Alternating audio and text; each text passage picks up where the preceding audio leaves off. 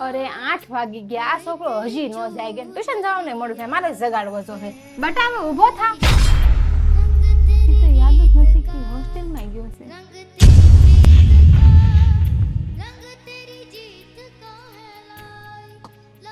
લે ફટાફટ ભાખરી કરી નાખો.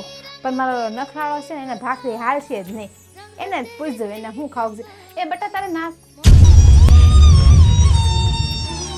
મને તો ભૂલાઈ જાય છે કે મારો દીકરો હોસ્ટેલમાં વહી ગયો છે. આ ઘર તો ઈ જ છે, પણ મારા દીકરા વગર આ ઘર કેટલું સૂનું લાગે છે. એ જ્યારે અહીંયા હતો ને ત્યારે મને એમ કહેતો, મમ્મી તમે મારા માટે શું બનાવ્યું છે? મમ્મી મારા માટે તમે છે ને આ બનાવજો. અને ખબર નહીં અહીંયા હોસ્ટેલમાં એને ખાવું ભાવતું હશે કે નહીં ભાવતું હોય, સમયસર જમતું હશે કે નહીં, શું ખબર. એનો ફોન પણ હજી નો આવ્યો.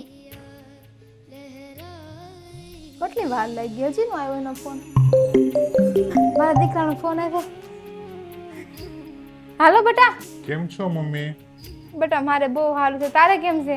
મારી ચિંતા કાંઈ ન કરતા, મારા અહીંયા બધું જ બરાબર છે. બેટા મારે અહીંયા બધું બરાબર જ છે, બસ તારી યાદ થોડીક વધારે આવે છે.